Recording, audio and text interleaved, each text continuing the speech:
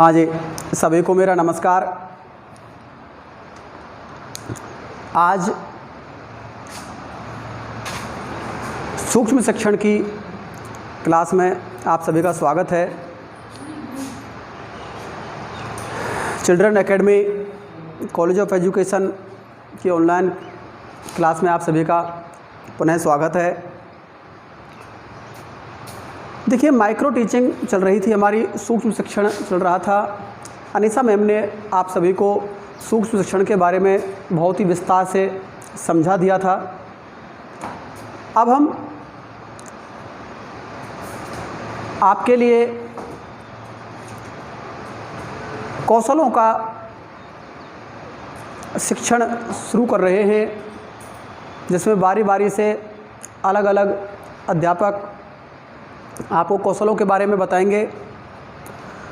तो सबसे पहले मैं कौशल शुरू कर रहा हूँ, प्रस्तावना कौशल। यानी कि आप लोग पहले माइक्रो टीचिंग के नोट्स अच्छे से तैयार कर लेना और उसको समझ लेना, क्योंकि उसके बाद में ही ये क्लास आपके समझ में आएगी। जब तक आप माइक्रो टीचिंग नहीं पढ़ोगे जब तक ये क्लास समझ में नहीं आएगी। तो पहले माइक्रो टीचिंग अच्छे से पढ़ लेना, जो अनीसा मैम ने आपको समझाया था, पढ़ाया था उनको, और वो वीडियो एक बार पुनः देख भी लेना। अब बात करते हैं कौशलों की, और कौशलों में सबसे पहले प्रस्तावना कौशल।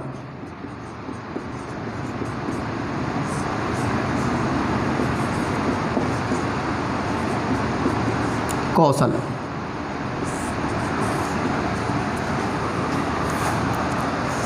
प्रस्तावना कौशल, देखिए, इंट्रोडक्शन स्किल इंग्लिश में इसको बोलते हैं। तो इंट्रोडक्शन स्किल में सबसे पहले ये एक पाठ का परिचय होता है। कहने का मतलब है कि प्रस्तावना कौशल क्या होता है उसके बारे में समझिए। जैसे ही कोई अध्यापक कक्षा में प्रवेश करता है, तो प्रवेश करने से और टॉपिक तक पहुंचने का जो बीच का दौर होता है, ये प्रस्तावना कौशल होता है। इस बीच के दौर में शिक्षक क्या करता है, कैसा बिहेव करना चाहिए शिक्षक को, कैसे क्लास में एंट्री होनी चाहिए, और उस एंट्री से और टॉपिक तक पहुंचने के बीच में क्या क्या प्रदर्शन शिक्षक को करना चाहिए, वो प्रस्तावना कौशल है हमारा। यानी कि सबसे पहले हम किसी टॉपिक को पढ़ाते हैं तो उसकी एक रूपरेखा जो तैयार होती है, कैसे शुरुआत करनी चाहिए हमको क्लास में पढ़ाने की, वो एक प्रस्तावना कौशल होता है। पुनः फिर सुन लीजिए, क्लास होती है एक, और उस क्लास में शिक्षक एंट्री करता है, और एंट्री करने से अब प्रस्तावना शुरू हो रही है उसकी, और जब तक वो टॉपिक पढ़ाना शुरू करेगा वहाँ तक का जो प्रोसेस होता है, ये प्रस्तावना कौशल होता है। जैसे ही मैं आपको एक उदाहरण देके बताता हूँ। ये क्लास है और यहाँ से मेरी एंट्री हो रही है ऐसे। अब प्रस्तावना कौशल शुरू हो गया। सभी बच्चों को मेरा नमस्कार। कैसे हो? आई होप सभी अच्छे होंगे। वेरी गुड, बैठिए बैठिए। यानी कि ये एक व्यवहार एक टीचर का होना चाहिए, मुस्कुराते हुए सभी बच्चों को अच्छे से, जिससे बच्चों के मन में भी थोड़े से ऐसे भाव विकसित हो कि हाँ, वास्तव में गुरुजी बहुत अच्छे माइंड में हैं और आज पता नहीं क्या पढ़ाने वाले हैं। एक उत्सुकता, जिज्ञासा जागृत हो बच्चों में पढ़ने के लिए। एक मायूस पने से चुपचाप क्लास में जाके प्रवेश कर जाओ और लेक्चर स्टैंड का सहारा लेके खड़े हो जाओ ऐसे, और मायूस होकर नीचे सिर करके और कुछ नहीं, तो बच्चे भी आपस में बात करने लग जाएंगे। तो एक वो जोश और वो जुनून वो बच्चों में नहीं बन पाएगा। वो तब बन पाएगा जब आप खुद शिक्षक एक प्रभावी होगा और एक अच्छे ऊर्जा लेके क्लास में प्रवेश करेगा और बच्चों का थोड़ा सा ध्यान रखेगा, पूछेगा गुड मॉर्निंग, नमस्ते, कुछ ऐसा महसूस करेगा बच्चों के साथ में, तो बच्चे थोड़ा सा खुलेंगे, एक बच्चों में भी ऊर्जा बनेगी।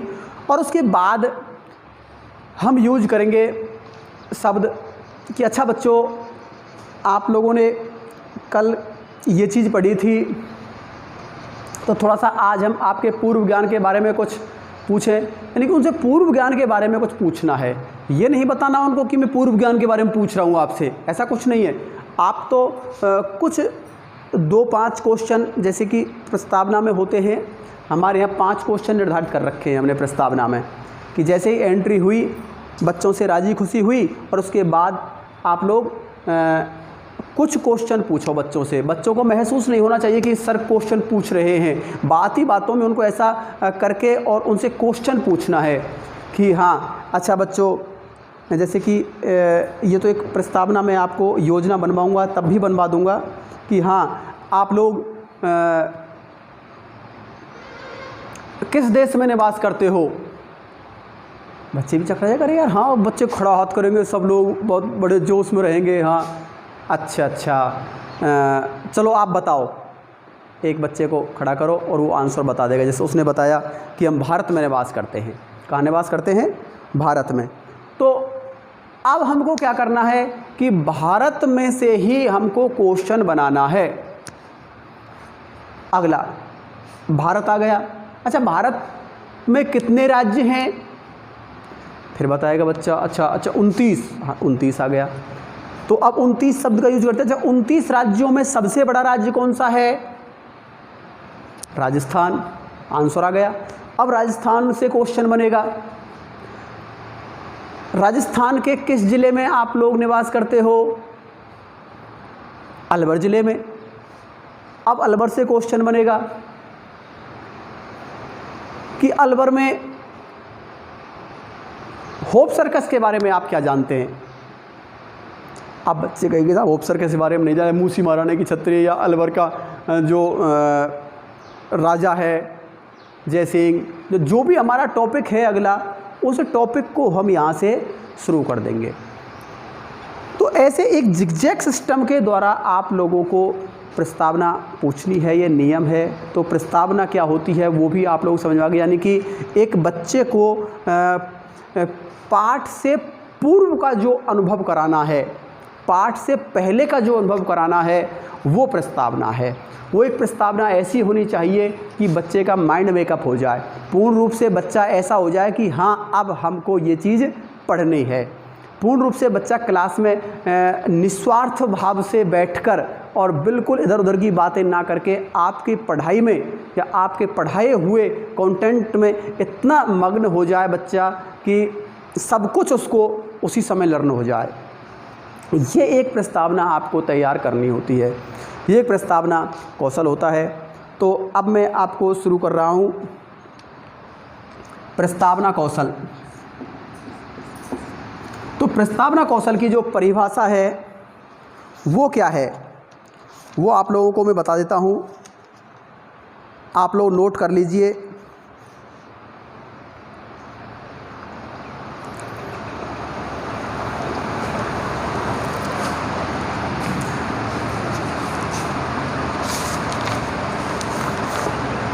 हाँ देखिए, एक विचारक है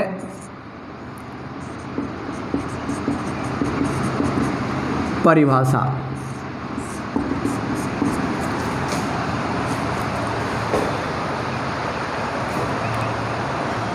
देखिए एक विचारक था रॉस।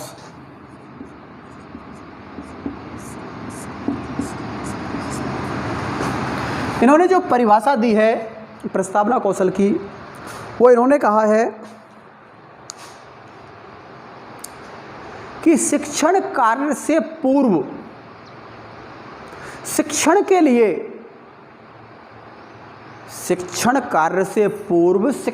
लिए बच्चों को तैयार करना ही प्रस्तावना है। यानी कि शिक्षण से पूर्व शिक्षण के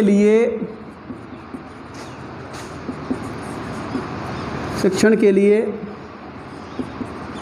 कक्षा को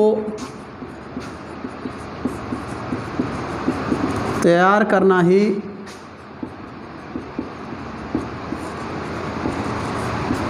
प्रस्तावना है। एक विचारक है वैलेंटाइन। वैलेंटाइन क्या कह रहा है? वैलेंटाइन कह रहा है, यानी कि रॉस ने कहा शिक्षण से पूर्व शिक्षण के लिए कक्षा को तैयार करना ही क्या है? प्रस्तावना है। यहां वैलेंटाइन कह रहा है कि कक्षा में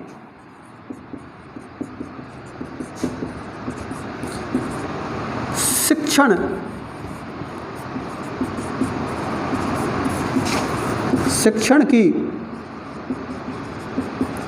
आत्मा ही प्रस्तावना है। यानी कि कक्षा में शिक्षण की आत्मा, अथवा जैसे मनुष्य में आत्मा होती है और आत्मा के बिना मनुष्य का कोई आधार नहीं होता, आत्मा के बिना मनुष्य नहीं रह सकता, बिल्कुल जड़ है, पत्थर है, मिट्टी है, कह सकते हैं ना मनुष्य को। तो वही चीज़ एक कक्षा शिक्षण भी बिना प्रस्तावना के सफल नहीं है। आत्मा है, प्रस्तावना क्या है? एक आत्मा है। किसकी? शिक्षण की। कक्षा में जो शिक्षण कार्य कराया जा रहा है उसकी एक आत्मा क्या है? शिक्षण है, प्रस्तावना है। शिक्षण की आत्मा प्रस्तावना है। तो यहाँ पर प्रस्तावना कौशल के लिए दो परिभाषाएं आपके सामने आ गई। एक परिभाषा और है जो मैंने आपको बताई थी। देखिए, एक विचारक हुआ था जिसका नाम है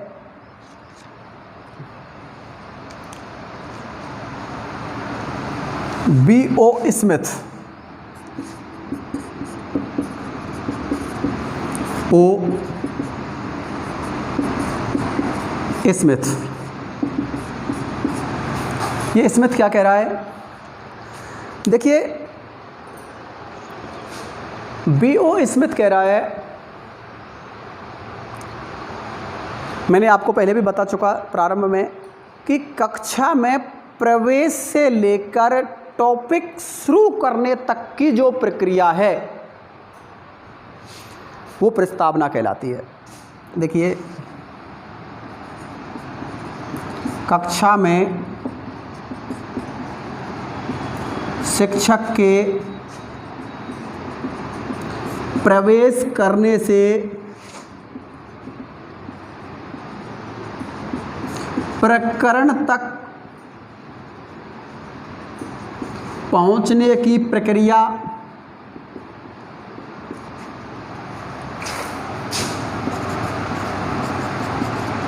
प्रस्तावना है।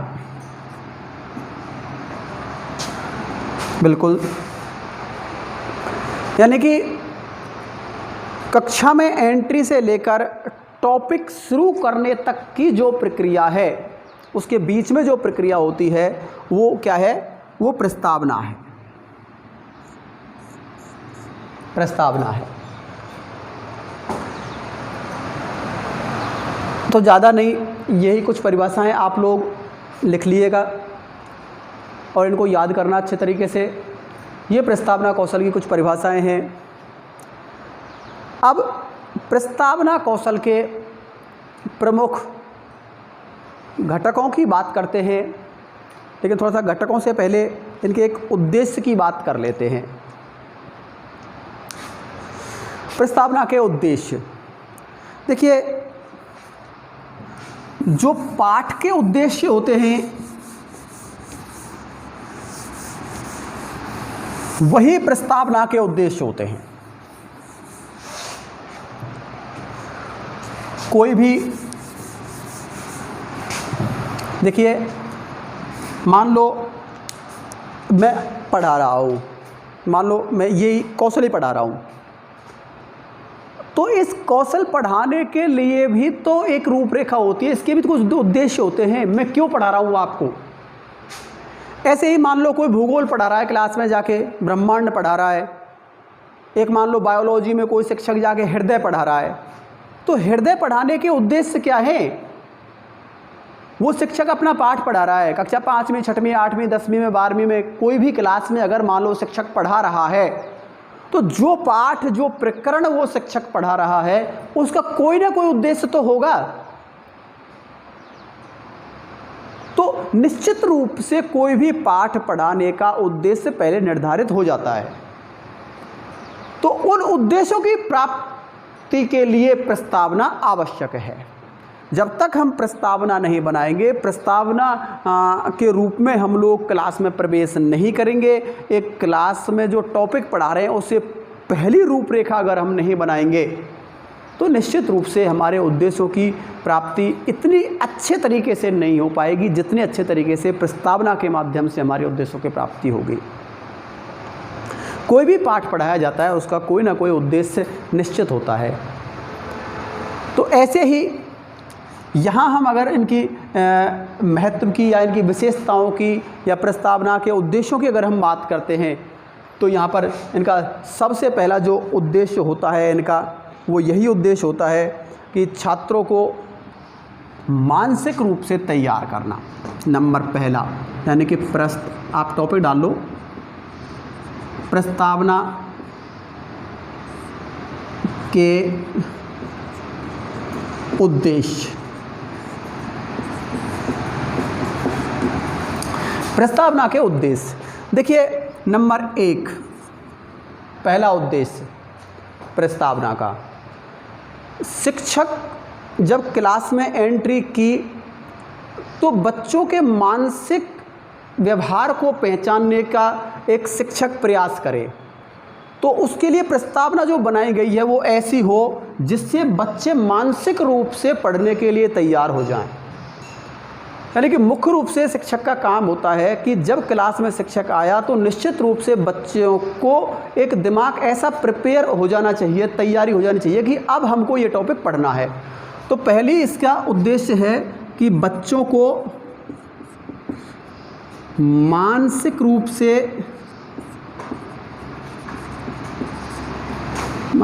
से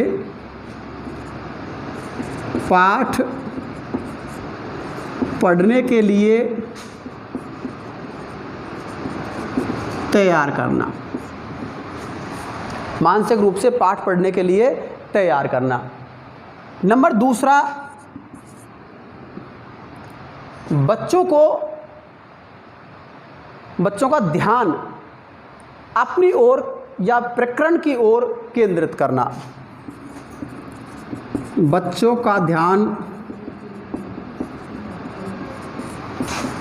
अपनी ओर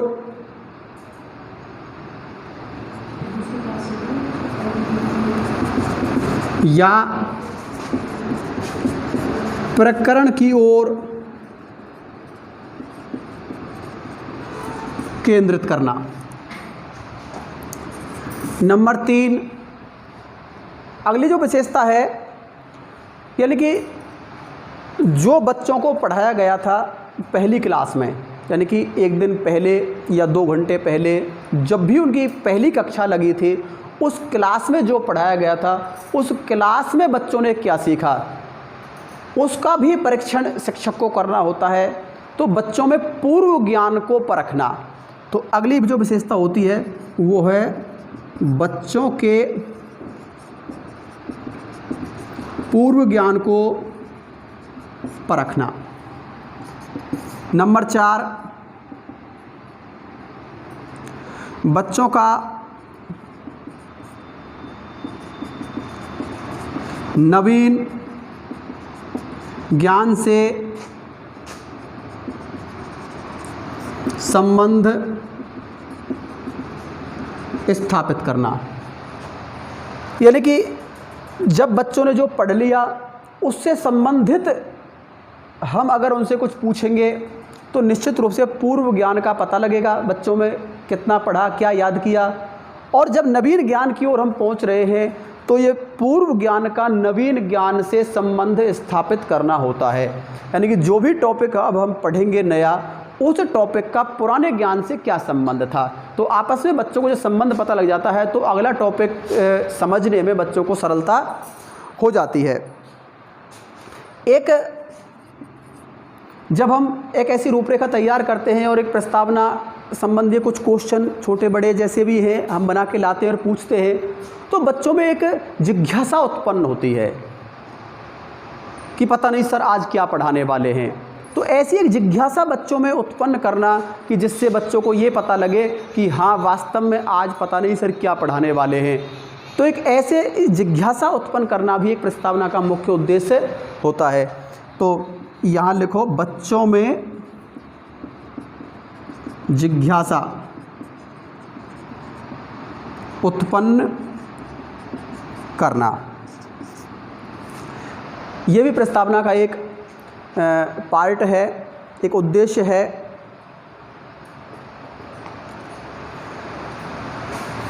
और इस चीज़ से एक उद्देश्य और बता देता हूँ, लास्ट उद्देश्य, कि बच्चों के बौद्धिक स्तर का भी पता लगता है। क्योंकि जब शिक्षक ने पहला ज्ञान पूछा है तो सभी बच्चों को समान रूप से पढ़ाया था, बच्चों को सभी ने पढ़ा था। तो आज कुछ बच्चे ऐसे मिलेंगे कि उनको पता ही नहीं है कल क्या पढ़ाया था, वो हाथ ही खड़ा नहीं करेंगे। तो ऐसे में कुछ बच्चे ऐसे भी होंगे जो बार बार हर क्वेश्चन के लिए हाथ खड़ा कर रहे होंगे। तो हमें इस चीज़ से ये पता लगता है प्रस्तावना से कि हाँ वास्तव में कुछ बच्चों का बौद्धिक स्तर कुछ उच्च होता है, कुछ बच्चों का बौद्धिक स्तर कुछ निम्न होता है। तो ऐसे बच्चों की छँटनी भी हम उस प्रस्तावना के माध्यम से कर सकते हैं कि क्लास में कैसे बौद्धिक स्तर के बच्चे हमारे पास मौजूद हैं। तो अगला उद्देश्य, हमारा लास्ट उद्देश्य जो मैं बता रहा हूँ वो है कि छात्रों के बौद्धिक स्तर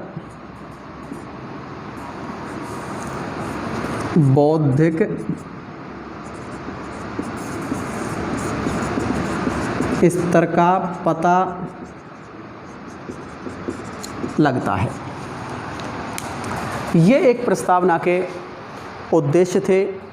आप सभी लोग इनको अच्छे से नोट्स बनाएं।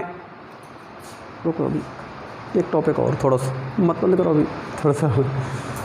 हाँ, तो अब हम बात करते हैं इनके घटकों की। ये आपका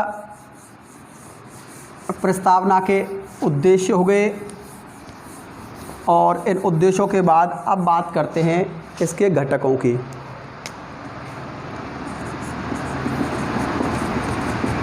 प्रस्तावना के घटक। देखिए, घटक क्या होता है कि जब हम एक शिक्षक प्रस्तावना के दौरान क्लास में प्रवेश करता है, यानी कि क्लास में प्रवेश से लेकर टॉपिक तक पहुंचने की जो प्रक्रिया होती है, उस प्रक्रिया में कौन कौन से ऐसे स्टेप्स प्रयोग किए जाने चाहिए जो उस प्रस्तावना का एक हिस्सा बन सकते हैं। ऐसा क्या काम करे शिक्षक जो एक प्रस्तावना अच्छी और प्रभावशाली बन सके। तो उसके लिए कुछ हमारे शिक्षाविदों ने कुछ घटक तैयार किए हैं, ऐसे कुछ तत्व दिए हैं। उन तत्वों का प्रयोग करने से एक शिक्षक की प्रस्तावना बहुत ही अधिक प्रभावशील या प्रभावशाली बन सकती है। तो ऐसे घटक मैं आपको बता देता हूँ। नंबर पहला घटक, इनको प्रस्तावना के घटक भी कह सकते हैं, प्रस्तावना के तत्व भी कह सकते हैं, प्रस्तावना के सोपान भी कह सकते हैं। तो आप लोग कंफ्यूज नहीं होना, कहीं भी अगर सोपान भी लिख रहा है या तत्व भी लिख रहा है तो आप लोग उन चीज़ों का ध्यान रखें। तो यही प्रस्तावना के तत्व हैं, यही प्रस्तावना के सोपान हैं और यही प्रस्तावना के घटक हैं। तो नंबर पहला है घटक, पूर्व ज्ञान का उपयोग। यानी कि प्रस्तावना तैयार करते समय शिक्षक इस बात का बखूबी ध्यान रखे कि पूर्व ज्ञान का उपयोग हो रहा है या नहीं हो रहा है। भाई हम जो 2-5 क्वेश्चन जहाँ भी जितने भी निर्धारित किए गए हैं क्वेश्चन हमारे यहाँ अपनी पाठ्य योजनाओं में हम लोग 5 क्वेश्चन निर्धारित कर रखे हैं हमने। 5 से कम क्वेश्चन नहीं होने चाहिए प्रस्तावना के लिए। तो जो क्वेश्चन हम पूर्व ज्ञान पर आधारित बना रहे हैं तो उसमें पूर्व ज्ञान का उपयोग होना चाहिए, ये पहला घटक है। जैसे कि मैं बताऊं, आज हम आपको प्रस्तावना कौशल पढ़ा रहे हैं और कल जैसे मान लो या पहली क्लासों में अनिशा मैम ने माइक्रो टीचिंग समझाई, पढ़ाई आपको, तो उस माइक्रो टीचिंग का यूज करते हुए मैं आज का प्रस्तावना कौशल तैयार करूं। जैसे मान लो किसी को हृदय पढ़ाया और फिर अगला पाठ कुछ और पढ़ा रहे हैं, कोई टीचर, साइंस का टीचर मान लो, कोई अगला चैप्टर मान लो शरीर के अंग ही पढ़ा रहा है, तो शरीर के अंगों में जब हम एक दिन पहले हृदय पढ़ चुके तो हृदय से संबंधित या कोई और टॉपिक से संबंधित हम लोग प्रस्तावना तैयार करें जिसका बच्चे आसानी से जवाब दे सकें और बच्चों के पूर्व ज्ञान का पता भी लग जाए शिक्षक को कि हाँ कितना ये याद रख पाता है। तो ऐसा हमारा एक पूर्व ज्ञान से संबंधित होना चाहिए यूज। दूसरा घटक हमारा बनता है पाठ से संबंधित प्रस्ताव, पाठ्य वस्तु से संबंधित प्रश्न। भाई पूर्व ज्ञान तो हो ही गया, अब जो पाठ्य वस्तु हमारी चल रही है, कल पढ़ाई थी या उससे 2 दिन पहले पढ़ाई थी या हम आज पढ़ाने वाले हैं, उसको टच करते हुए या उससे संबंधित ही प्रश्न होने चाहिए। यानी कि पाठ्य वस्तु से संबंधित प्रश्न। ऐसा नहीं कि हम लोग भूगोल पढ़ रहे हैं और हमने साइंस के क्वेश्चन पूछ लिए बच्चों से, भाई बच्चे जवाब नहीं दे पाएंगे। आर्ट्स के बच्चे हैं, आर्ट्स पढ़ रहे हैं तो साइंस का जवाब नहीं दे पाएंगे। तो ऐसे हमको संबंधित विषय से क्वेश्चन होने चाहिए हमारे प्रस्तावना में। तो ये घटक भी हमारा एक इम्पॉर्टेंट है, पाठ्य वस्तु से संबंधित प्रश्न हमारे होने चाहिए। फिर अगला जो एक घटक है वो बड़ा इम्पॉर्टेंट है,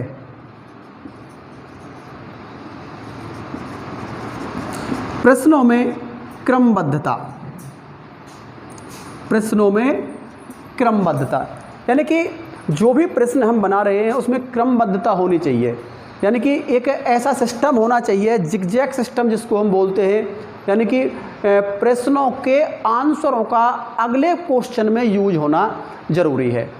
भाई जैसे मान लो मैंने यहाँ पूछा, एक क्वेश्चन एक उदाहरण के द्वारा समझा देता हूँ इसको मैं आपको। जैसे मैंने पूछा भारत में सबसे बड़ा राज्य कौन सा है? तो भारत में सबसे बड़ा राज्य कौन सा है? अब बहुत सारे बच्चे हाथ खड़ा करेंगे, तो हमको एक बच्चे को पूछ रहा है कि बेटा बताइए कौन सा है, तो बताएगा राजस्थान। हमने यहाँ लिख दिया राजस्थान। अब क्रमबद्धता ये कहती है कि दूसरा जो क्वेश्चन बनेगा वो इस राजस्थान से बनेगा। राजस्थान शब्द का यूज करते हुए हम अगला क्वेश्चन तैयार करेंगे। जैसे राजस्थान में कितने ज़िले हैं? अब राजस्थान में कितने ज़िले हैं ये भी बच्चा बताएगा। लेकिन ये सारे क्वेश्चन कैसे होने चाहिए? जो बच्चों को हम पहले पढ़ा चुके, बच्चों के पूर्व ज्ञान में ये क्वेश्चन होने चाहिए। पाठ्य वस्तु से संबंधित इसलिए होने चाहिए कि हम बच्चों को ज्योग्राफी पढ़ा रहे हैं या हम राजस्थान का ज्ञान दे रहे हैं बच्चों को, या एक जीके पढ़ा रहे हैं। तो अगर सामान्य जानकारी अगर हम बच्चों को दे रहे हैं तो निश्चित रूप से ये क्वेश्चन अधिक प्रभावशाली रहेंगे। लेकिन अगर कोई बायोलॉजी का बच्चा है और केमिस्ट्री पढ़ रहा है या बायोलॉजी पढ़ रहा है वो, और फिर हम उनसे ये क्वेश्चन पूछें तो ये पाठ्य वस्तु से संबंधित प्रश्न नहीं होंगे। उनको फिर उनसे संबंधित ही क्वेश्चन पूछने होंगे हमको, साइंस से रिलेटेड क्वेश्चन। तो बच्चों ने बताया कि राजस्थान में कितने ज़िले हैं? 33। अब 33 ज़िले, अब 33 से अगला क्वेश्चन बनेगा। जैसे कि अगला क्वेश्चन तीसरा, यानी कि 33 ज़िलों में सबसे बड़ा जिला कौन सा है? आंसर आ गया जैसलमेर। अब यहाँ जैसलमेर आंसर आ गया। अब जैसलमेर से अगला क्वेश्चन बनेगा, यानी कि इसका प्रयोग यहाँ हुआ, इसका प्रयोग यहाँ हुआ और इसका प्रयोग यहाँ होगा। अब जैसलमेर का यूज यहाँ करना है। अब जैसलमेर का क्वेश्चन बनाना है यहाँ पर कि जैसलमेर के प्रमुख तीर्थ स्थल कौन कौन से हैं या पर्यटन स्थल कौन कौन से हैं। तो यहाँ लिखो जैसलमेर के प्रमुख पर्यटन स्थल कौन कौन से हैं। अब यहाँ पर 2, 3, 4 नाम आएंगे, जैसे मान लो पटवों की हवेली या वहाँ का किला स्वर्णगढ़ का सोनारगढ़ किला। तो ऐसे 1-2 शब्द और भी जो वहाँ प्रसिद्ध हैं, जैसे मान लो एक चंदन नलकूप है, वहाँ प्रसिद्ध है क्योंकि जहाँ एक रेगिस्तान का हिस्सा है, वो पानी बहुत कम है, तो चंदन नलकूप वाले एरिया में बहुत ज़्यादा हरियाली है, अच्छी घास पाई जाए, तो सब लोग जाते हैं वहाँ देखने को जाते हैं। तो एक जैसलमेर से संबंधित ये चीज़ें हैं। एक वहाँ तेल निकलता है, तो कई बार लोग वहाँ जो ऐश्वर्या और मंगलम नाम के जो कुएँ हैं तेल के, उनको देखने जाते हैं। तो बच्चे अपने दिमाग में जो चीज़ उनके है, तो जैसलमेर से संबंधित कोई भी नाम बच्चा यहाँ बता सकता है जो वहाँ पर्यटन का केंद्र है। तो अगला जब हम क्वेश्चन यहाँ चौथा बना है हमारा, तो 5वां क्वेश्चन जो बनेगा हमारा वो इससे संबंधित बनेगा कि जैसे मान लो पटवों की हवेली के बारे में आप क्या जानते हैं? पटवों की हवेली। अब यहाँ 3-4 शब्द आए थे, तो उनमें से ही एक शब्द हमने ले लिया, पटवों की हवेली। तो पटवों की हवेली के बारे में आप क्या जानते हैं? बच्चे कुछ जानते भी होंगे चलो, लेकिन कुछ नहीं भी जानते होंगे। तो आप लोग बच्चों को ये समझा के कह के करेंगे कि अच्छा बच्चों, क्योंकि आपको पटवों की हवेली पढ़ानी है, तो आप पटवों की हवेली से संबंधित हैं समस्यात्मक प्रश्न रख सकते हैं। आंसर होगा समस्यात्मक। अब आपका प्रकरण बना पटवों की हवेली। तो कहने का मतलब ये है कि जब टीचर ने क्लास में एंट्री की और पटवों की हवेली तक पहुंचा, तो इस बीच की जो प्रक्रिया है यही क्या है? प्रस्तावना है। तो अब इसमें हमको घटकों का ध्यान रखना पड़ेगा। प्रश्नों की क्रमबद्धता ऐसी होनी चाहिए जिगजैग सिस्टम के माध्यम से कि उसका आंसर हमको यहाँ क्वेश्चन बनाना है। अगली बात, छात्रों के उत्तरों का प्रयोग। अगला घटक, छात्रों के उत्तरों का प्रयोग, यानी छात्रों के उत्तरों का प्रयोग हमको प्रस्तावना में करना चाहिए। तो निश्चित रूप से प्रस्तावना के घटक बनता है छात्रों के उत्तरों का प्रयोग, और हमने यहाँ उत्तरों का प्रयोग किया है। उत्तरों को ऐसे ही नहीं छोड़ा, उत्तरों को हमने यूज किया है अगले क्वेश्चन में। तो निश्चित रूप से यहाँ ये घटक भी हमारा एक प्रस्तावना का बनता है। और दृश्य श्रव्य सामग्री का चयन, 5वां, दृश्य श्रव्य सामग्री का चयन। प्रस्तावना में हम दृश्य श्रव्य सामग्री का चयन कर सकते हैं। भाई कई बार मान लो जैसे हम भूगोल पढ़ाते हैं, तो कई बार हम दिखा के उसको ग्लोब को कह सकते हैं, अच्छा बच्चों ये क्या चीज़ है, तो बच्चे आसानी से जवाब दे सकते हैं कि ग्लोब है।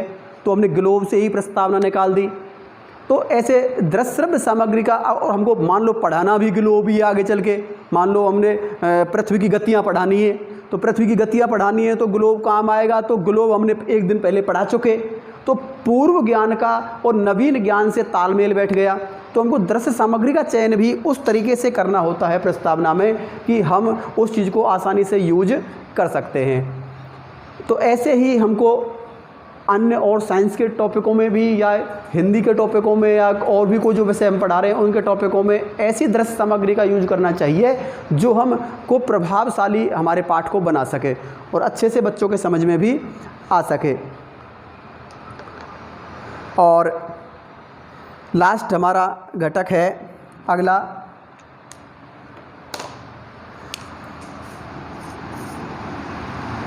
पाठ की उपयोगिता।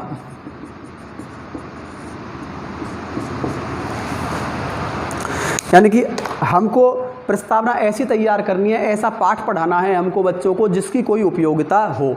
हमको ऐसा कोई पाठ नहीं पढ़ाना कि जिसकी कोई उपयोगिता ही नहीं हो जीवन में, बेफालतू की बातें हम क्लास में पढ़ाएं कराएं तो बच्चों के कुछ समझ में नहीं आए। जैसे मान लो आतंकवादी ही पढ़ाएं तो उसका क्या औचित्य रह जाएगा बच्चों के जीवन में, उसका गलत ही प्रभाव पड़ेगा, अच्छा प्रभाव तो कोई पढ़ना नहीं है। तो ऐसे पाठ का चयन करना है। वैसे तो सिलेबस में पाठ ही ऐसे होते हैं जिन सबकी उपयोगिता होती ही है, तो हमको उन्हीं के अनुरूप क्लास के पाठों के आधार पर ही हमको प्रस्तावना तैयार करनी होती है, जिससे हमको ये टॉपिक या ये घटक के यूज में कोई समस्या नहीं आए। तो ये आपका एक प्रस्तावना की अर्थ हो गया, प्रस्तावना की परिभाषा हो गई, प्रस्तावना के उद्देश्य हो गए, प्रस्तावना के घटक हो गए। तो ये प्रस्तावना कौशल आपका आज कंप्लीट होता है।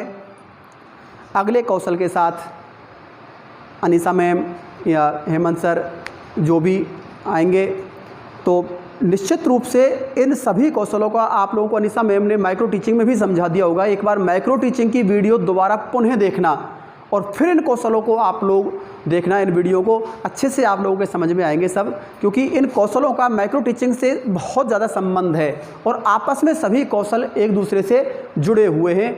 तो तभी आप लोगों को इनकी उपयोगिता और इनके प्रभाव का पता लगेगा जब आप इनको अच्छे से समझेंगे, एकांत में बैठ के ये वीडियो देखेंगे और अच्छे से नोट्स बनाएंगे। सभी को बहुत बहुत धन्यवाद।